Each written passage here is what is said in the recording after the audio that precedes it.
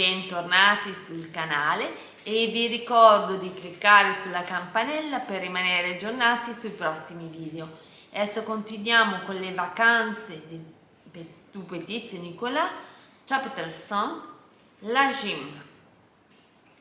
Un neveu professeur de gymnastique a fait son apparition sur la plage et tous les parents se sont impressionnés d'inscrire leurs enfants en secours.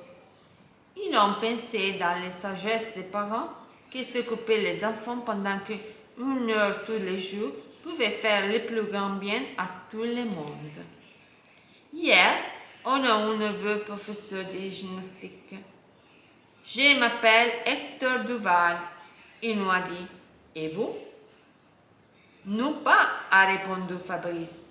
Et ça nous a fait drôlement rigoler. J'étais sur la plage avec tous les copains de l'hôtel.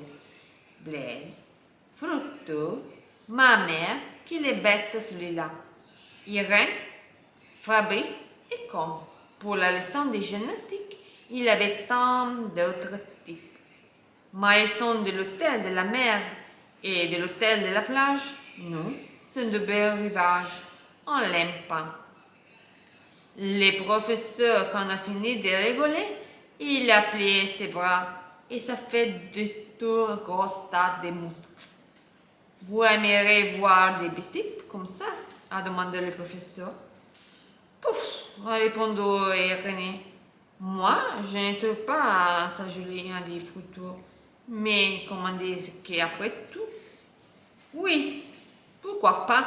Il aimerait bien avoir des trucs comme ça sur les bas pour épater les copains à l'école. Comme il s'énerve, il veut toujours se montrer. Et le professeur a dit, eh bien, si vous êtes sage et suivez bien les cours de gymnastique, à la rentrée, vous aurez tous des muscles comme ça. Alors, le professeur nous a demandé de nous mettre en rang et comme m'a dit, que tu ne sais pas faire des galipettes comme moi. Il a fait un galipette. Moi, ça m'a fait rigoler parce que je suis terrible pour les galipettes. Et je lui ai montré. Moi aussi, je sais. Moi aussi, je sais, a dit Fabrice. Mais lui ne savait pas. Celui qui les faisait bien, c'était Fructueux. Beaucoup mieux qu'il les Blaise, en tout cas. On était tous là à faire des galipettes partout quand on a entendu des grosses coupes de sifflets à rouler.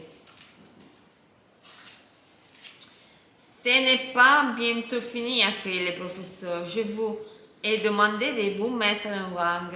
Vous aurez toute la journée pour faire des clous. On s'est mis en rang pour ne pas faire d'histoire et le professeur nous a dit qu'il était nous montrer ce que nous devions faire pour avoir des tant de muscles partout. Il a levé les bras et puis il a baissé. Il a levé les bras, il a baissé. Il a levé et puis et un des types de l'hôtel de la mer nous a dit que notre hôtel était moche. Ce n'est pas vrai, a crié Irénée. Il n'est rien chuchote notre hôtel, c'est la vôtre qui est drôlement laide. Dans les nôtres, a dit un type de l'étoile de la plage, on de la glace au chocolat tous les soirs. Paf, a dit un de l'hôtel de la mer. Nous, on a midi aussi et jeudi. Il y avait les crêpes à la confiture. Mon papa a dit quand il a demandé toujours des suppléments et les patrons de l'hôtel lui donnaient tout ça qu'il veut. Mais toi, ce n'est pas vrai, a dit le type de l'hôtel de la plage. Ça va continuer longtemps vos petites conversations, a crié le professeur de gymnastique, qui ne bouge plus les bras parce qu'il avait croisé. Ce qui bougeait drôlement, c'était tout des nains, mais je ne crois que c'est façon ça qu'on voit des muscles.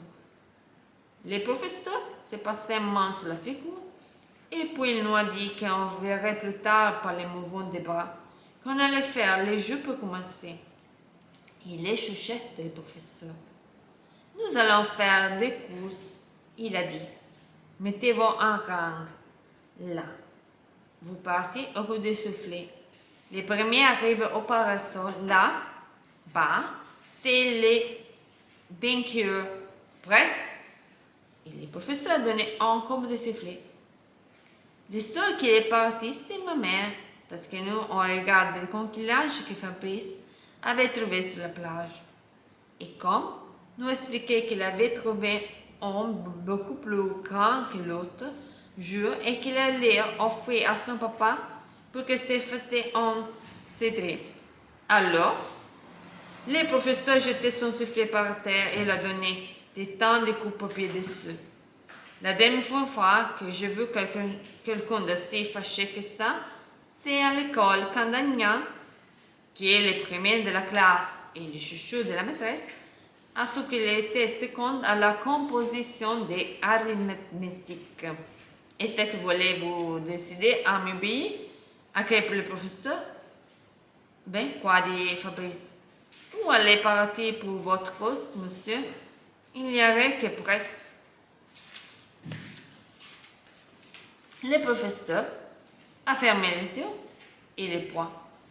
Et puis il a levé ses trous de nez qui bouchent vers le ciel. Quand il a redescendu la tête, il s'est mis à parler très lentement et très doucement. Bon, il a dit, on recommence. Tout prêt pour le départ? Ah non, a crié maman, ce n'est pas juste. C'est moi qui a gagné. C'était le premier au parasol. Ce n'est pas juste. Et je dirais à mon papa. Il s'est mis à pleurer, à donner des coups de pied dans le sable. Et pour dire que puisque c'était comme ça, il est parti en pleurant et je crois qu'il est bien fait du parti parce que le professeur les regarde de la même façon que papa regarde les ragoûts quand nous servit hier soir pour le dîner. Mes enfants, a dit le professeur, mes chers petits, mes amis, ce qu'on fera, c'est pas que lui dirait de faire. Je lui flamme en face. Non, c'est souvent longtemps.